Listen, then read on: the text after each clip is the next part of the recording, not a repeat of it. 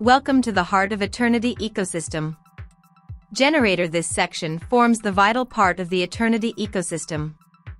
In fact, receiving Tether and producing ETER happens in this section.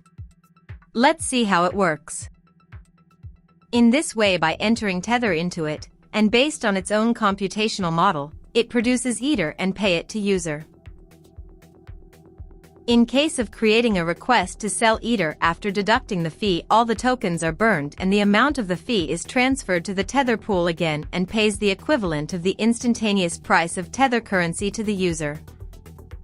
In case of requesting any conversion, it takes 5% of that transaction to the ecosystem, which is fixed. 4.5% is added to the volume of the liquidity pool and 0.5% is at the disposal of the owner for paying maintenance costs and transaction costs. With each purchase transaction and due to the payment of the fee, the price increases.